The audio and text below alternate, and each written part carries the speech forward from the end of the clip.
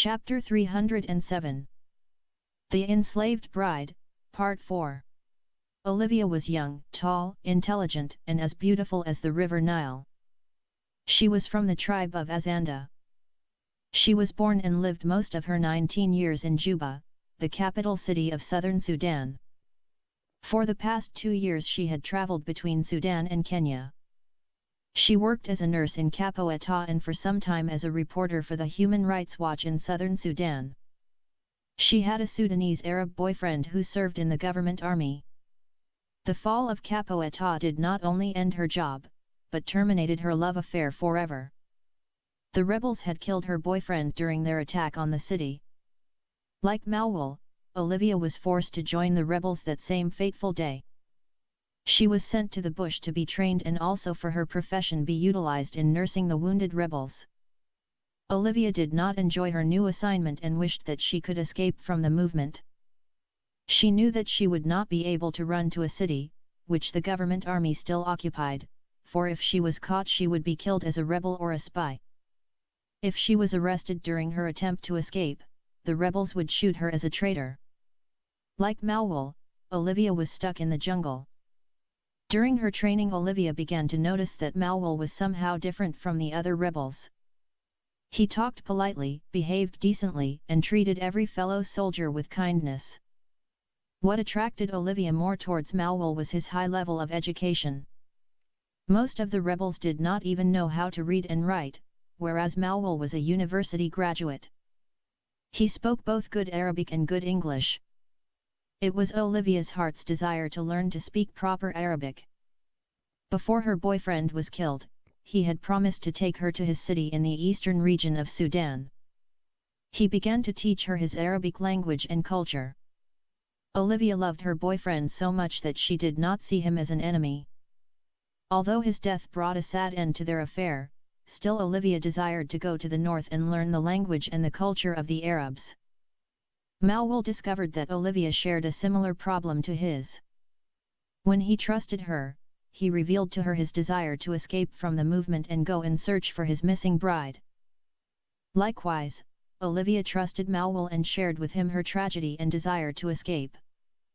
The two friends planned their escape during the rebels' attack on the city of Torit.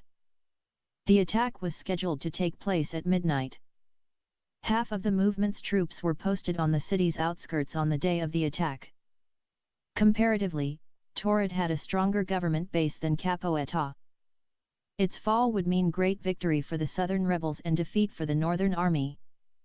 This time, the movement commanders changed their strategy of attack. They decided to cordon the city and force the army to surrender. Accordingly, the city was surrounded. The commanders decided to send in half of their troops at night to carry out the assault and the other half would join them a few hours later.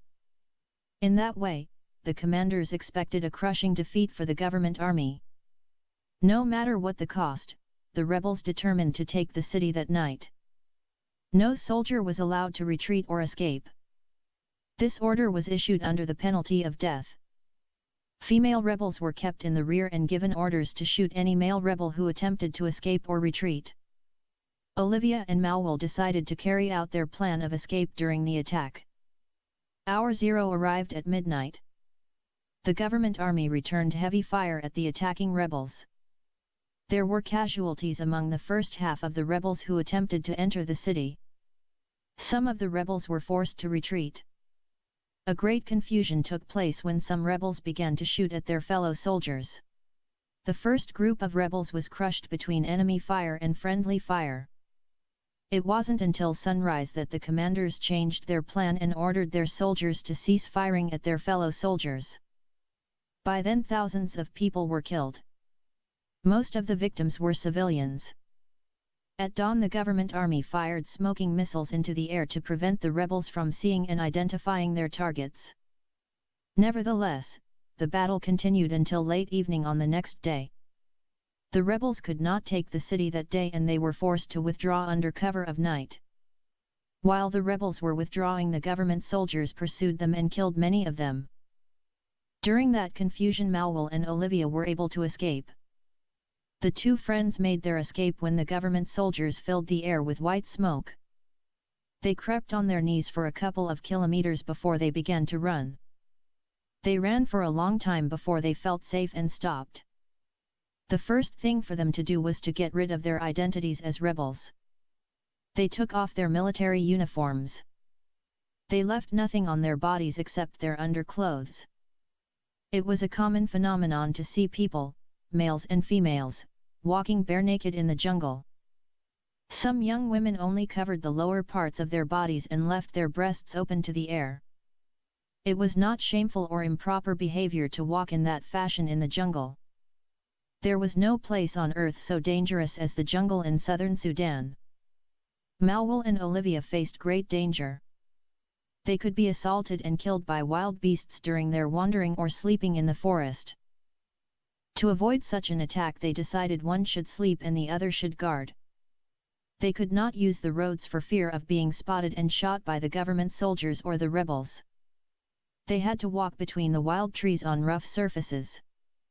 There was a great possibility that the tsetse fly might bite Malwal and Olivia. It is an African blood-sucking fly that bites humans and other mammals, transmitting sleeping sickness and nagana. No one would know that a tsetse fly had bitten him until he had fallen asleep forever. Malwal and Olivia spent their first night in a burnt-out village. Only lizards, rats, ants, flies and cockroaches still lived in that desolation. The destroyed village reminded Malwal of his village and missing bride. He still had a few memories of his childhood in his old village. He tried hard to recollect those innocent and childish days, which he spent with his friend Ian. She was still a child in his agitated memory. Wherever he went, he continued to remember her innocent face. She was bigger in size than other girls of her age. When he saw her last time, she was 5 years old. Her tall figure and big body made her look twice of that age. She was dark in color, but her skin and face glittered like the night stars. Her eyes were large and brown. She had a very beautiful and attractive face even when she was still a child. Those memories caused Malwal's tears to roll down his cheeks. Olivia knew the cause of those hot tears. Therefore, she walked softly towards Malwal and stood close to him. She put her hands around him and pressed her body against his body with an encouraging smile. Her young and piercing breasts pushed themselves against Malwal's bare back. It was the first time since they became friends that Olivia and Malwal had stood so close to each other. Olivia's broken heart found great comfort in Malwal's friendship. Her beautiful face and friendly nature consoled Malwal's bleeding heart. During their military service, they spent a lot of time talking to each other. When their duties separated them for a short period of time, they missed each other very much. One day Olivia remained awake throughout the night waiting for the safe return of Malwal from a dangerous mission. When Malwal returned safely, Olivia could not hide her joy. She ran and embraced him as a very dear friend. That day Malwal suspected that Olivia had begun to treat him more than just a friend. He had been waiting for an opportunity to talk to her about her feelings towards him. When she came and embraced him from the back, he found himself in a difficult situation. He was in a real dilemma. He desired her as she desired him, but his marriage vow with Ian prevented him from going any further. But, he did not resist or deny Olivia what she wanted. He detached his mind from his body and allowed her to hold him for a long time. Olivia waited and expected more, but Malwal disappointed her. As if nothing had happened, she released his body and withdrew to the shade of a distant tree. Olivia's approach kindled a burning fire in Malwal's heart because she had very appealing and sensual body. Malwal understood that Olivia loved him despite the fact that she knew he was married to another girl. Anyone in Malwal's place might not have hesitated to enjoy Olivia's love. Nevertheless, Malwal denied himself the opportunity and decided to remain faithful to his marriage vow. While Olivia was sitting by herself under the tree, Malwal collected some broken boxes and wood and began to build a beautiful hut for her. Olivia knew that Malwal wanted to heal the wound he had cut inside her heart. She tried hard to ignore him and continued in her sulky mood until Malwal built a beautiful nest for her to spend the night in. When he finished his work, Malwal approached her and knelt beside her. "See how dear you are to me. I have never built such a beautiful hut for any girl except you, and if you want to know how much I love you, I will carry you in my arms and take you to your beautiful nest," said Malwal. Olivia's beautiful eyes responded with a few teardrops of joy. Her lips parted and a sweet smile surfaced. "Do you really love me, or do you just want to be kind?" asked Olivia. "I will not deny the fact that I fell in love with you. However, my marriage vow with Ian will not allow me to offer you more than the words of my heart." Olivia was astonished by the faithfulness of Malwal. She saw him as an angel sent from heaven to teach her loyalty.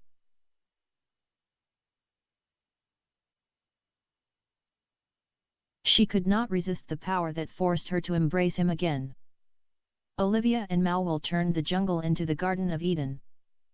As the first couple, Adam and Eve, were allowed to eat from every tree in the garden except the tree of the knowledge of good and evil, so Olivia and Malwal enjoyed every fruit of their friendship except the apple tree.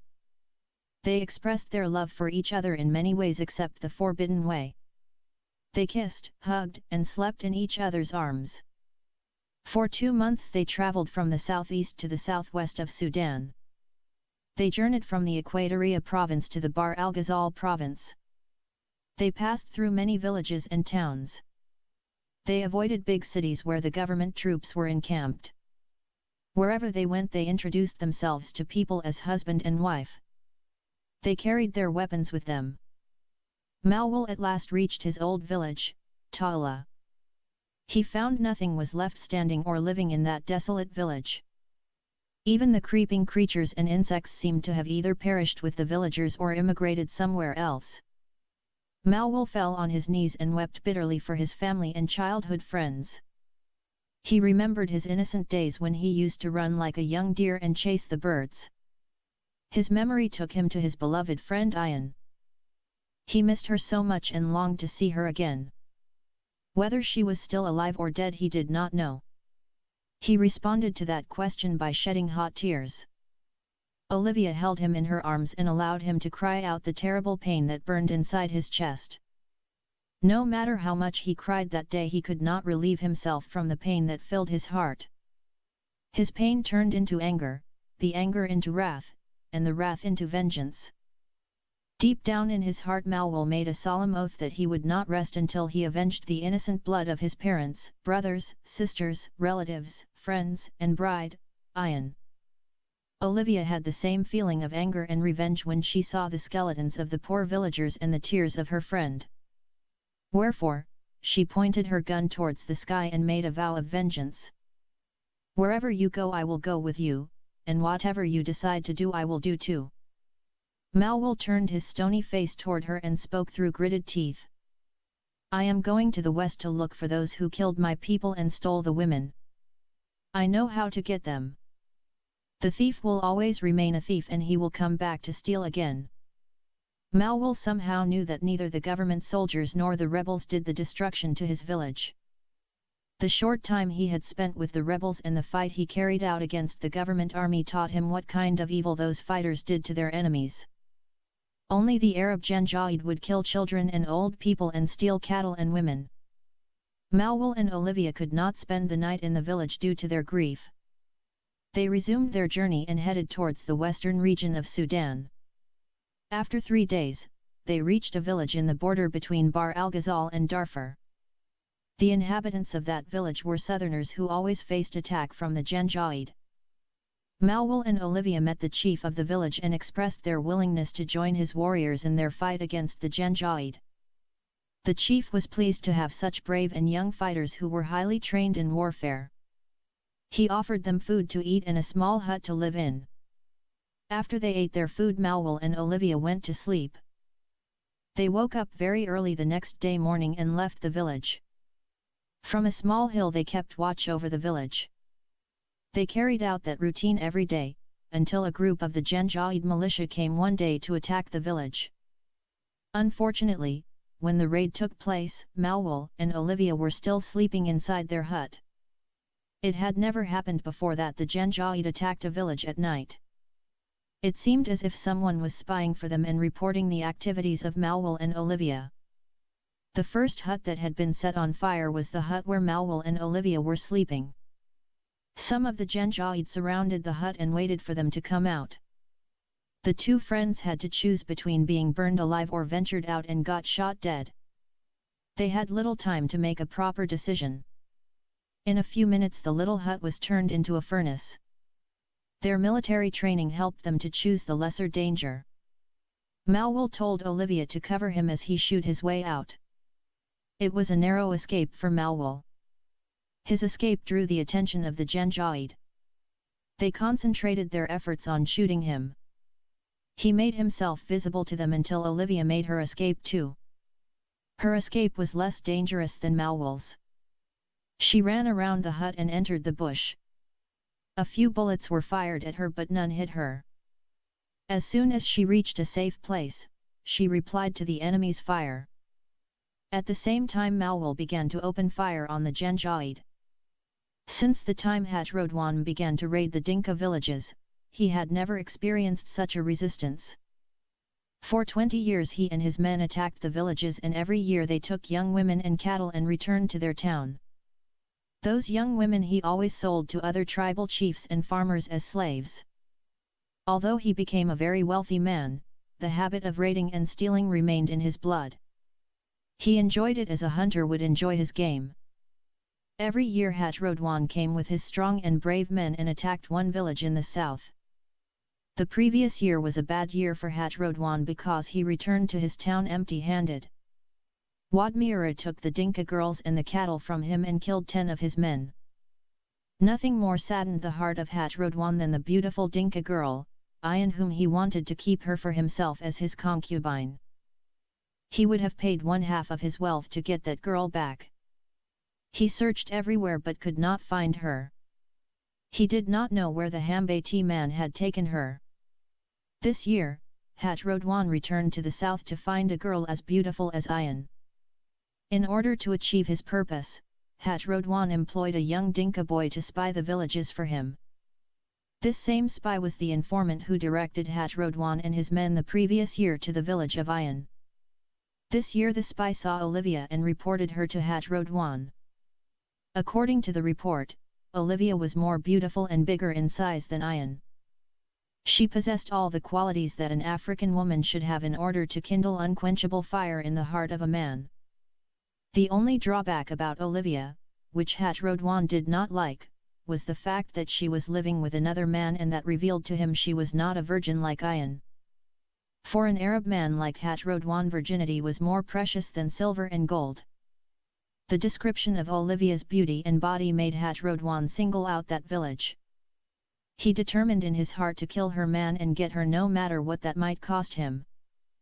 Hajrodwan remembered the story of the famous Muslim leader, Khalid ibn al-Walid, who heard about another Muslim leader who had the most beautiful Arab woman that ever existed. Khalid was sent by the Caliph Abu Bakr to kill some Muslims who refused to recognize his leadership after the death of the Prophet Muhammad. In order to justify the slaughter of the innocent Muslims, Abu Bakr accused them falsely of apostasy. When Khalid's troops reached the tents of the so-called apostates, their leaders came out and announced their allegiance to the Prophet and Islam. They informed Khalid that they had just finished their prayers and the water of ablution was still on their bodies. Khalid was in a dilemma for some time. If he left them, he would disobey the Caliph Abu Bakr and would not get the beautiful woman as a jariya, female slave. If he killed them, he might be accused of killing Muslims and he might land into hell. Khalid thought one beautiful woman in the hand was better than 72 beautiful virgins in paradise. The beautiful woman was called Layla bint al-Minhal and her husband Malik ibn Nuwaira. Therefore, the Lucifer Khalid slaughtered the innocent Muslim leader and his men and took Layla and slept with her on the same night. Prophet Muhammad did the same evil to the Jewish girl Safiya bint Hawya. He likewise killed her husband and raped her on the same day. So, Hajrodwan remembered the story of Khalid and ordered his men to kill Malwal and spare his woman for him.